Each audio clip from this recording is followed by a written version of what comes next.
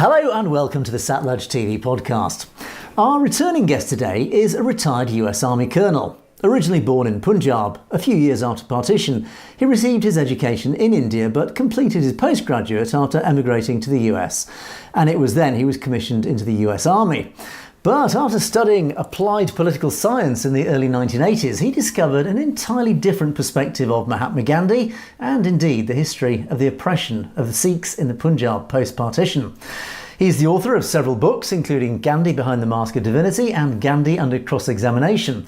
And more relevantly for today's discussion, he's also the author of The Constitution of India Simplified, an analysis of one of the key elements still causing political and social problems even today. So, as the first part in a new series examining the Indian Constitution, I'm very pleased to welcome back to the Satellite TV podcast my guest, Colonel G.B. Singh. Colonel Singh, welcome and thank you for joining us today. Thank you, sir. Thank you. Glad to be here. Now, Colonel Singh, the Constitution of India has cropped up regularly in many of our shows, usually, I have to say, unfortunately, in a negative light rather than a positive one. It seems to have become, well, the root cause of deep division and political machinations that are currently causing so much social unrest, particularly in the northwest of India. So, Colonel Singh, perhaps could we turn the clock back to India in the 1940s, the mid-late 1940s, and examine what actually led up to the drafting of this document? All right, very good. Well, right after the Second World War ended, I think the British had decided by that time it was time for them to leave the colony as fast as possible. But they wanted to leave it in a better shape than they could have, just rather than just leaving it outright. They wanted to put some semblance of some authority there, some orderly fashion. So in 1946, Cabinet Mission, which is part of British Prime Minister's cabinet that came over there. And they worked out a deal that, you know what, we want to leave it, but we want to leave it in a fashion that you start making a constitution here. These are the guidelines. They wrote it down and the political parties accepted it. And based on that, a constituent assembly was created. This is now before partition. Before partition, a constituent assembly was created whose job was to draft or put together one constitution. So the first time the Constituent Assembly met, it would be 9th December 1946. Still, 7 or 8 months before the actual partition. And they had roughly, because more and more people joined in and some of the people were leaving, by the end of 3 years period, they had something like 307 members. Now keep in mind, it sat there for about 3 years, roughly 3 years, and it went through a process of drafting a constitution one by one. And we'll talk about that's really what set the ball rolling. Okay. Now, keep in mind, these members of the Constituent Assembly were not duly elected by the people. It was hurriedly put together by the state legislatures, and they picked up the nominees. They picked up the people who became a member of it. It was a half-hearted job, but that's really what happened here. Colonel Singh, can I just jump in there? These 300. Just to jump in there. These 307 members, were they chosen at random? What was their background? Who were these people? Or were they just deliberately chosen by the Brahmins, for example? I think they were deliberately. It was not random, but deliberately, and most often with the consent of the Congress Party, because Congress Party and its leaders really held much of the power. So they went and picked up different, nominees from Punjab, let's say from Bengal and so forth and so forth. So they collected all these people, and they were not all Congress members. For example, there were a total of 7 or 8 Sikhs. Much of them, or many of them, were members of the Congress Party, and there were two of them who were from Akali Dal. So just keep in mind, so Akali Dal only had two members, but majority, as a majority of the members really belonged to Congress Party. They ran the show. And that means Mr. Nehru, who Gandhi was alive at the time. So this was all under the umbrella of the Gandhi and Nehru, so forth. They provided the leadership, how they want to run the show. And once this assembly came into function, there were roughly, if I remember, about 23 committees that they made. And one of the committee was advisory committee, which was to draft, put together, fundamental rights, minorities, so forth. But advisory committee had 4 subcommittees. So you can see how complex, how big this operation became. But the main committees with, for example, making laws or making rules on the union, central government, state government, that was under Nehru. Advisory committee was also under Mr. Patel. So these big things, they were all very well under control by the senior leadership of the Congress Party. So this is under the framework where these members sat in the parliament in New Delhi, and they started to make this constitution. And so, as I said, it took them three years or roughly. And by keeping in mind, by 1947 August, the colony is partitioned. So there were a number of people, there were such changes in the personnel. So keep that in mind too. So once the Muslim League and the Pakistan became separate, then the more rooms opened up for more new members to come in. So there's a lot of, as I'm going through the documents, there's a lot of people coming in and very few people leaving out. But that's something that went on during the process of making Constitution. So and then somewhere, go ahead. Yeah, so it does appear to me, just certainly as the story unfolds now, that from the very beginning, could we argue that the whole original stage, this first initial and crucial stage of drafting a constitution, was actually fundamentally flawed? Because, as you said, Colonel, it was not the members of this committee and these subcommittees were not democratically elected in any way, shape, or form. In fact, they were probably chosen, and I would guess, very carefully chosen for their own personal views that must align with whoever was choosing these committees. So could we therefore argue that even just the very first stage, there is a fundamental flaw in the drafting of a constitution? Because, of course, it is going to be drafted depending upon those first people involved in it. And you've already talked about this domination, let's say, of Congress. Gandhi and Nehru were clearly pulling a lot of powerful strings in those days as well around this whole situation. Now, in their defence, of course, we're in a very volatile situation. We're in a very, I suppose, a very unstable situation where the British are leaving quite quickly, and suddenly somebody or people have to step forward to quickly draft a constitution. So that is a mitigating argument, but to me, it looks like the whole process is flawed from the very beginning. You're right. It was flawed right from the very beginning. 90%, almost 90% of the population, their representation was cut out. They were not represented.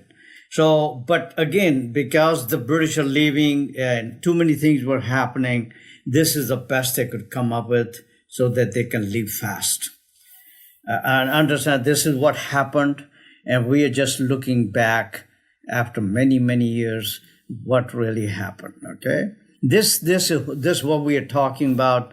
This has not been discussed for in the society, even in India. Nobody really talks about these things. We just continue to let it go. So what you and I are talking, very, very few people talk about that. Yeah, and obviously for good reason, in fact, because the whole Yes, as I say, obviously for good reason, because Constitution remains a mystery. Yeah. Well, the Constitution clearly stands in favour of the Hindu majority, as it has been used, and I would dare say abused by certainly by the BJP in recent years. But clearly, the drafting of the Constitution was to benefit one certain section of society more than any others. And I think it's very clear that nobody wants this discussion because it's a very uncomfortable discussion. Yeah, exactly. It's been covered up very well. Just for example, back in late 1990s, there's a gentleman named Dennis Cooks. He used to be the point man at the State Department, U.S. State Department, who was a specialist on India and Pakistan. He was one of those senior State Department officials who had been stationed both in India and Pakistan one time. I mean, he was really the man. And we were talking about it, and he referred to India as the world's largest democracy. And Mr. Cooks, that's when we were talking about it, turned out Mr. Cooks had never read the Indian Constitution. I said, sir, if you have never read the Constitution, have you seen what it looked like? Oh, he never even seen it.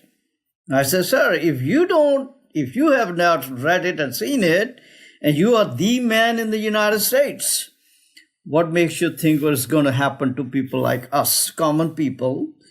And they have never seen it either, never read it. So what are you going to do? What are we going to do? How are we going to move and make a better policy if we remain ignorant of basic facts?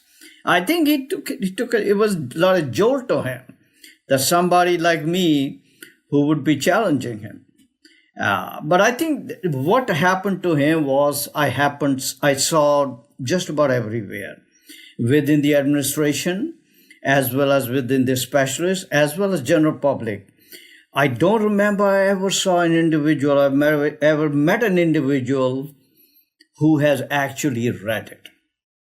Everybody thinks that they know about it. Everybody thinks it's a democracy. Everybody thinks it guarantees fundamental rights and is one of the best ever things that happened.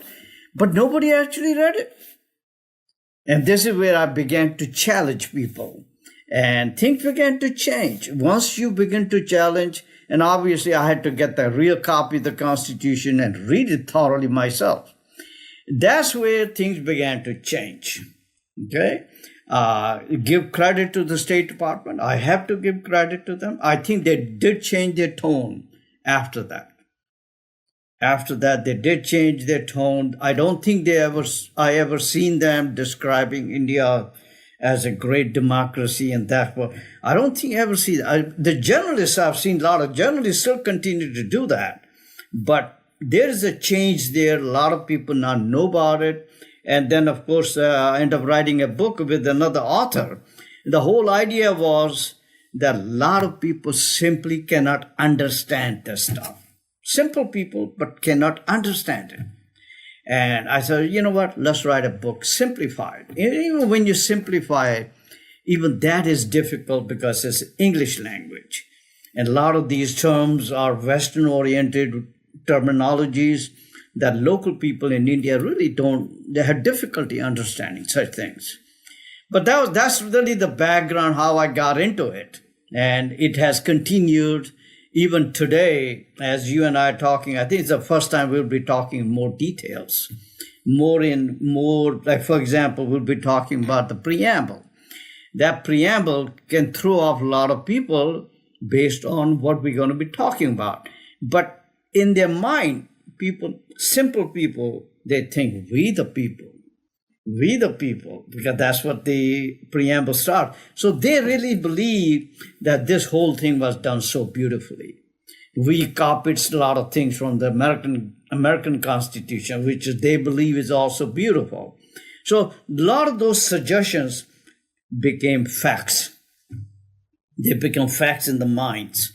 And I think you see in reality what actually it says as opposed to what we are led to believe. So right from the very start, you can see the flaws right in how the Constituent Assembly came into effect and what was really going on in it. Now, you have one of the people do ask me, well, where are the sources, the documents?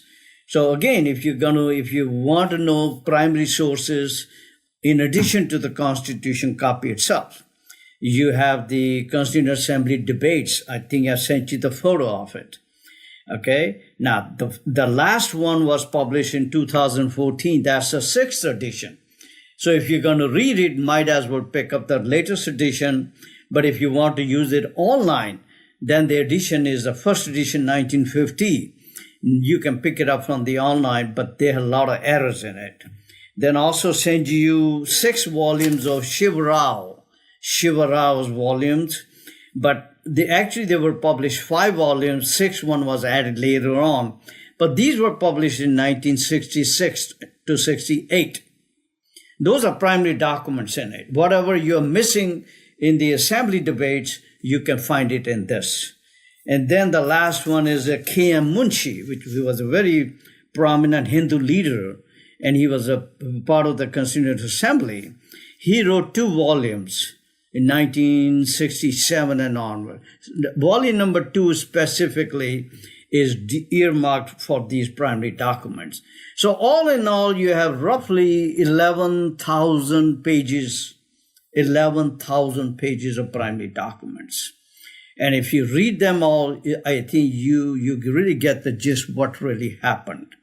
And I think those are very important for if anybody wants to talk about it in a credible sense. That's really what is needed. But at the least, get a copy of the Constitution and read it for yourself. It's written in English because that's when it was published. It's also written in Hindi and some other Indian languages. I'm not sure if those translations are accurate, but at least in English, if you can read English, you'll get the better sense of it. So, Colonel Singh, if we let's look at this at the very first stage of the drafting of the Constitution, as you refer to. It's been drawn from all sorts of varied sources, not least the U.S. Constitution, and of course other countries' constitutions. So, if we take a look at the preamble, for example, just the very basic, let's call it the mission statement of the Constitution, talk us through this preamble. The Indian Constitution clearly does borrow from several other nations' preambles. Can you perhaps talk us through the preamble? Sure. This preamble was essentially copied from the preamble of the Constitution of Burma. It's called Myanmar now.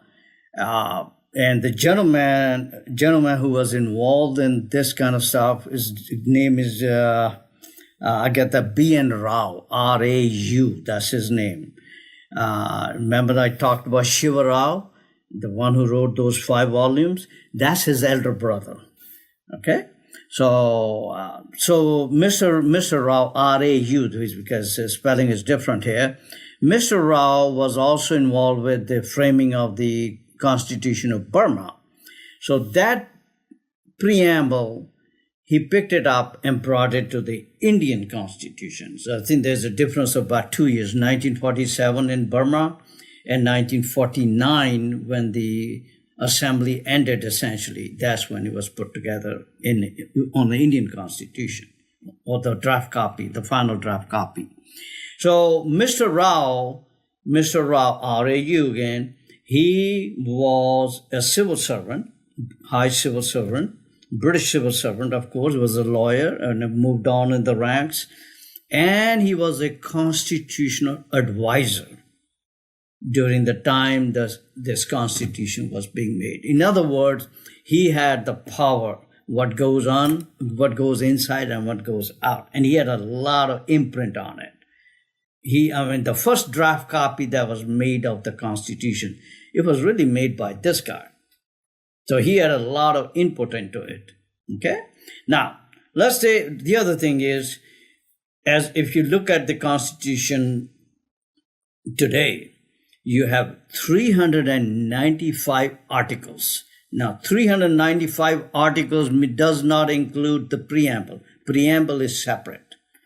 You have 12 schedules in it and then 3 appendices. It's a lengthy document. In fact, I've been told it's the world's largest constitution of any nation. I tend to believe that. And then on top of it, since it came into force, 1950, January 26, 1950, it already has 106 amendments. The last one just came up last year in September 2023. So 106 amendments, and some of them are really small, some of them are quite big. And so the big ones have multiple amendments in the same amendment. So that kind of makes it more complicated to study. So anyway, so Mr. Rao also, I think, may have been also influenced by the American Constitution, because if you read the American Constitution, it also starts with the preamble, we the people. So that whole idea sounded good, so he borrowed it from there, and it made sense. So because we the people, it also is useful for false propaganda. We can show to the world, we the people, our people of India have been involved in making this constitution. It feels good. And that's what it has also nurtured, a huge amount of propaganda throughout. Okay? And then there's something more which is going on as part of the propaganda. Mr. Rao's name is almost lost today. It's been replaced by another name called Ambedkar, Dr. B.R. Ambedkar. He was the leader of the India's untouchables. So today the propaganda is that this constitution was actually made by him. He was the author of it. He was the architect of it. He was the chief architect of it. And I mean, those kinds of words are being put out on his. So when we say we the people in the preamble, people think it's written by Dr. Ambedkar. Because Mr. Rao's name is just gone. Okay, unless you dig into it, you find it. Other than that, hardly anybody knows about him. Okay?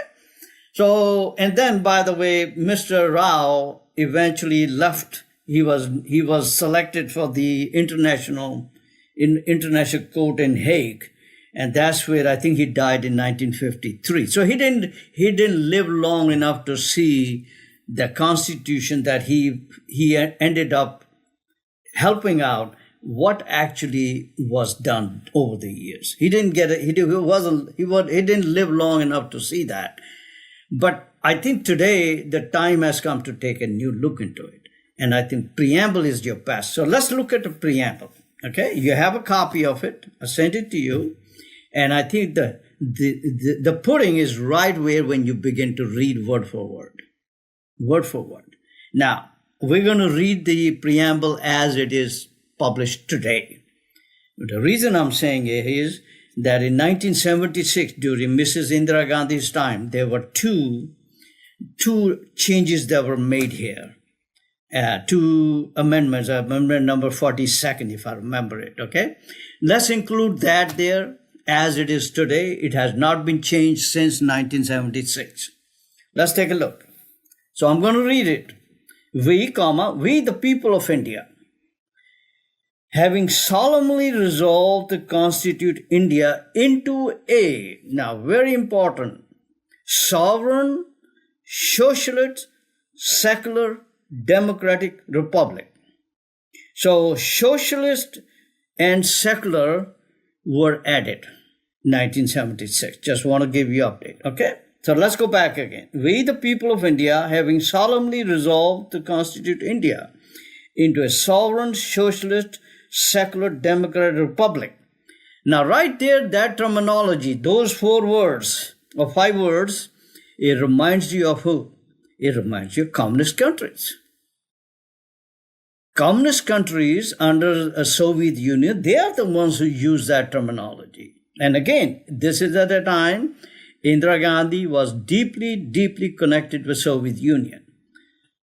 Okay? And it makes sense because these people looked upon themselves also as a progeny of socialism, communism. That's what really it is. And since 1976, no other government has changed it. It still remains in effect today. Yeah, and I think if I could just jump in there. We are going to... Sorry, Colonel Singh, just to jump in there, this is fascinating actually, because the addition of those two words are very, very significant for obvious reasons. And this reference to the Soviet Union, we do know, of course, the relationship between Indira Gandhi and the KGB at the time, of course, the events that led up to 1984, Blue Star, etc., and the genocides that followed. Yeah. It's fascinating that this relationship goes much further back, of course, to the mid-1970s, and even the Soviet Union has now influenced the Indian constitution. It's frightening. No doubt about it. But I think we'll talk about how these Indian leaders got into communism, of course, much earlier. Okay, today may not be the right time, but anyway, let's take a look at this. Right. So I think it's so crucial to know right from the mission statement preamble, you can begin to smell communism right there. Right there, it says it without calling communism, which is a sovereign, socialist, secular, democratic republic. And to secure to all its citizens. And there's a colon, and then you got a next line, justice. And justice is followed by a comma, not a colon, comma, social, economic, and political. Take a look. To secure all its citizens, justice, social, economic, it doesn't tell you much of anything. What does social mean? What kind of justice? What kind of economic? It does not tell you anything. And any reader over here, if you read it, you say, what is he talking about? It is a bland statement with no meaning in it. Do you think that is just literally a typographic error in the drafting, or do you think it was deliberate? It's deliberate. Why? I'll tell you Why what, do you think? look at this way. The people who wrote it, you look at every one of them is highly educated. Some of them have got law degrees overseas in the Western countries. They are highly respected members of the society. And you say, how could they make that mistake? No, they didn't make a mistake. It's done. It's called deception. This is done in such a way that a common man will read it and the common man will feel good about it. Wow. Now let's go. Number 2 line. Liberty. Liberty of thought. That sounds very good. Expression, belief, faith, and worship. Now, some of those words, expression, belief, faith, could be described in one word, freedom of religion or conscience, okay? Liberty of thought. We'll talk about Article 19 and Article 25 at another time.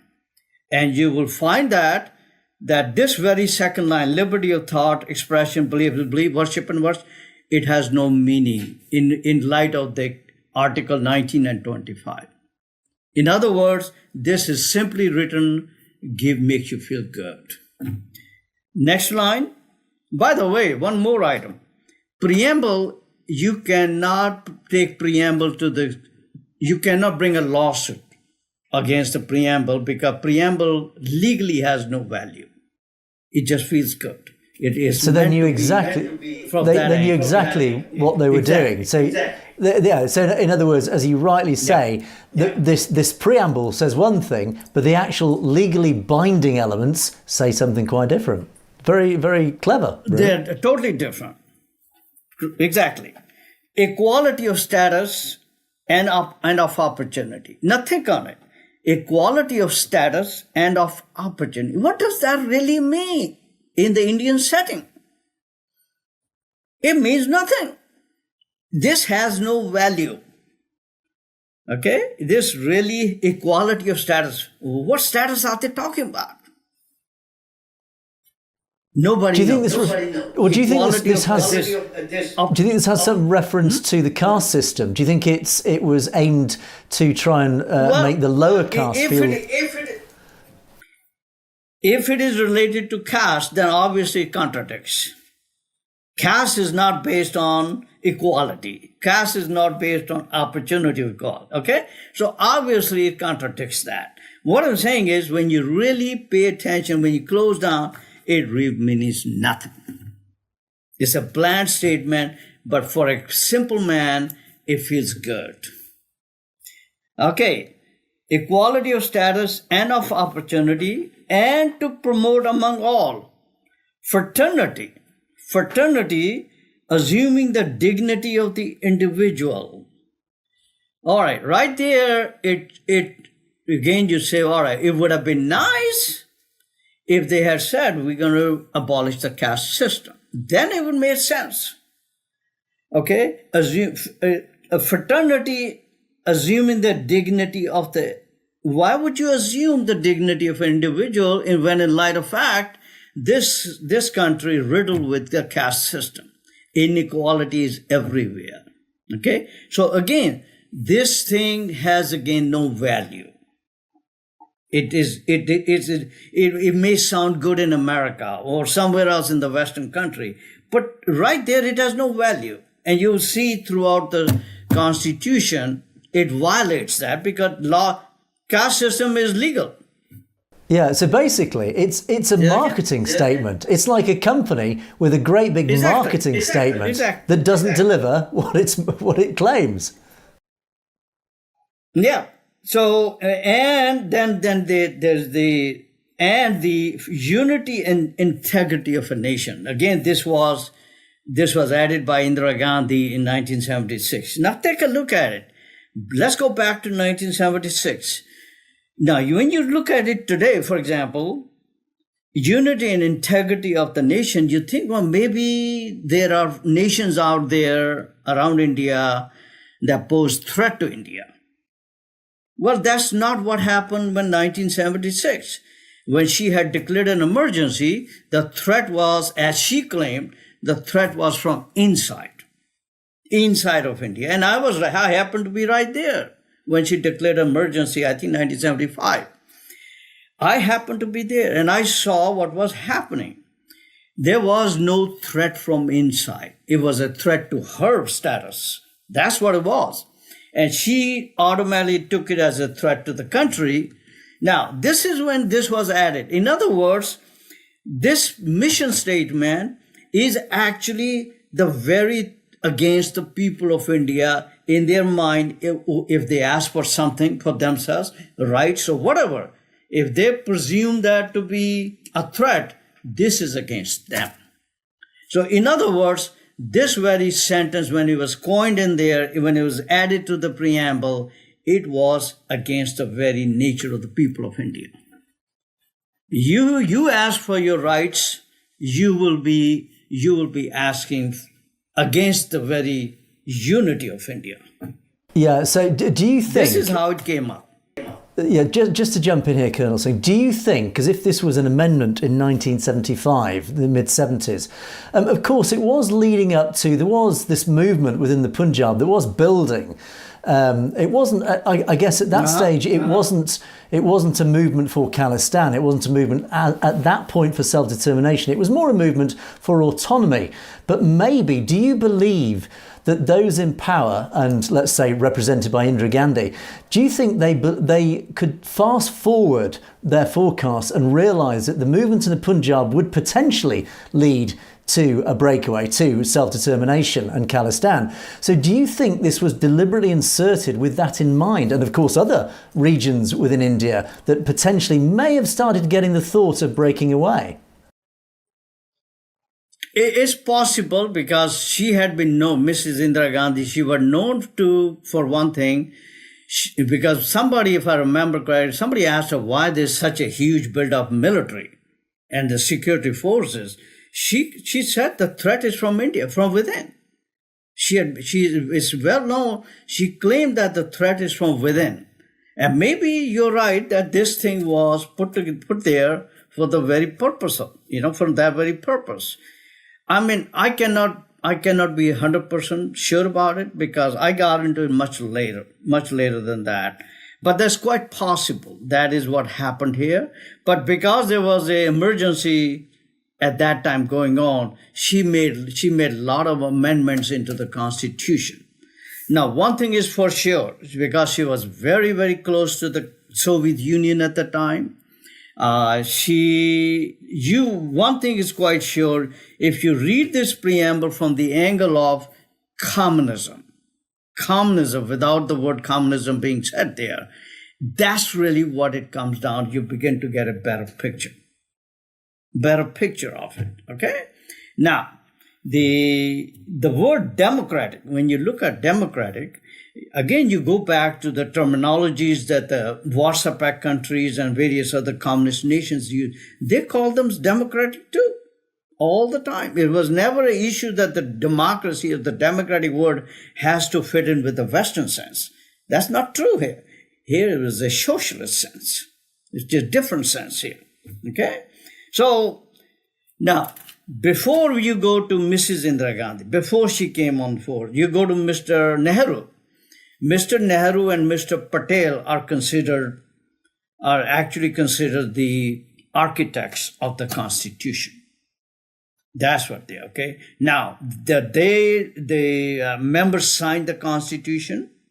It was January 24, 1950, as almost 3 years later. There was slogans being raised. For example, Mahatma Gandhi ki jai. Gandhi was dead by 1950 already. So when this constitution came into being, the slogans were raised in honor or hail to Mahatma Gandhi. That's another irony of the whole thing, is that you begin to put this together. Wait a minute, what's going on here? So again, when you study Nehru, Gandhi in a political sense, you begin to see that these guys are actually Leninists or Stalinists. They have an admiration for Joseph Stalin. They have admiration for Lenin, and they are deeply influenced by them. And they would like to see a duplicate copy, if possible, from them, and they plant it here in post-British India.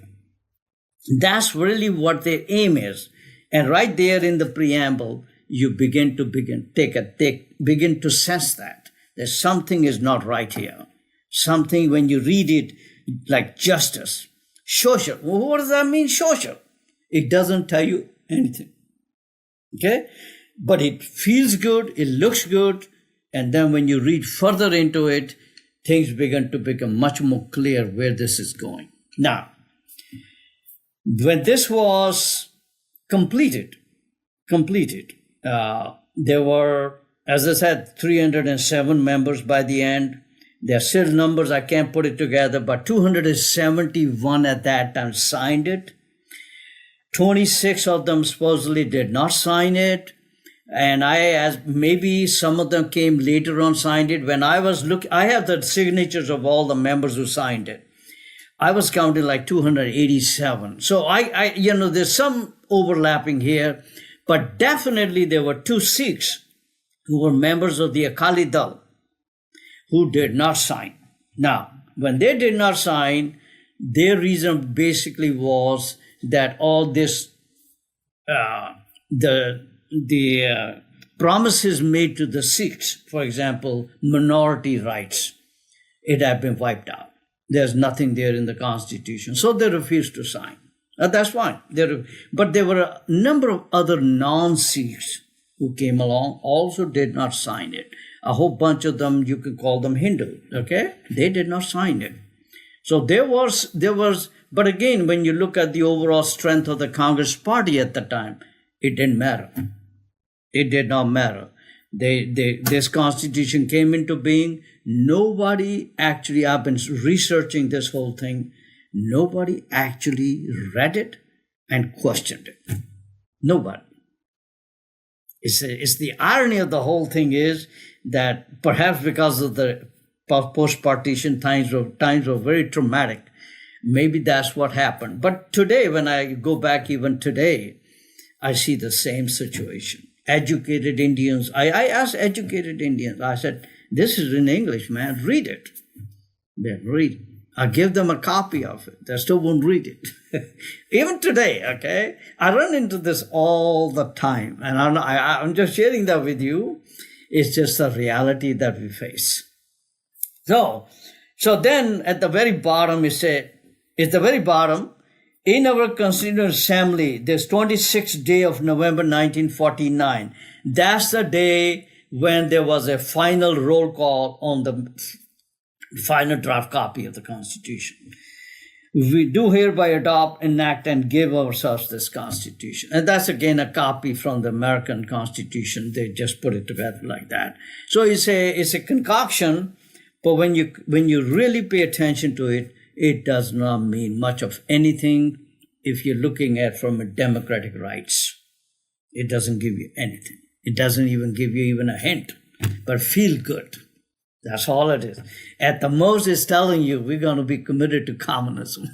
At the most, you can say that. We're going to be committed to communism. Get ready. Okay? Get ready. The rest of the stuff you'll see, it is huh?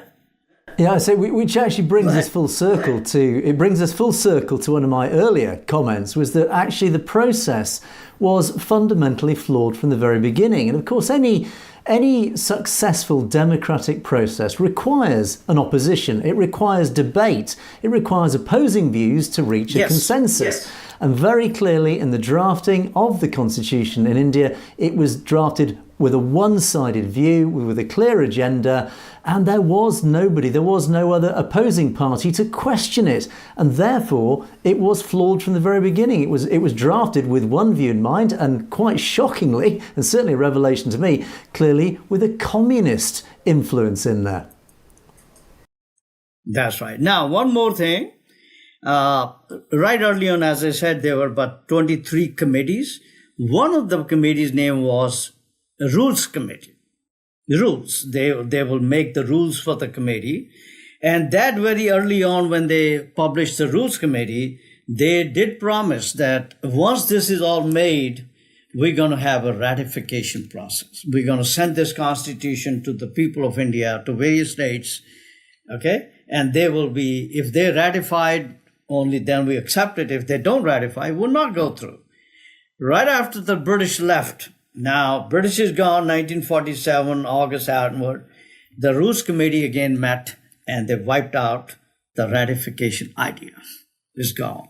Okay? So whatever they make, it is now the rule of it is the law of the land. Okay? There's going to be no input from anybody. It's just the reality it is. Okay? Again, as I said, 106 amendments that they are there now. Not a single amendment I could find that I felt this was done to benefit the people. It was always at the benefiting the rulers. So the rulers can handle this the way they want it, not at the expense of the people, okay? It's just the way it happened. It's just the way it went through. Let's see, what else? There's also one thing you'll see a lot mentioned about drafting committee. Dr. Ambedkar was the chairman of the drafting committee. So in the Indian mind, when they are told that there's a drafting committee and there's a chairman of it, Indian mind thinks that this whole thing was done by the drafting committee. Okay, because that's the word draft has a different meaning to them. But again, it's a false narrative. And Indian government has promoted that idea too. But it's a false narrative. All it meant was that drafting committee was going to look into various amendments, various changes that are made or proposed in the draft copy that was done by Mr. Rao. So they needed a bunch of lawyers, including Dr. Ambedkar, and then they also had a draftsmen who were actually doing the work. So they were simply making sure that the legal language fits in well, make sure it reads well in English, that kind of stuff. That's really all it was. But today the propaganda is as if the drafting committee made all this Constitution, which is not the case. Okay, Dr. Ambedkar had made it very clear later on, 3 years after the Constitution came into effect. And let me read it here. I think that statement makes more sense.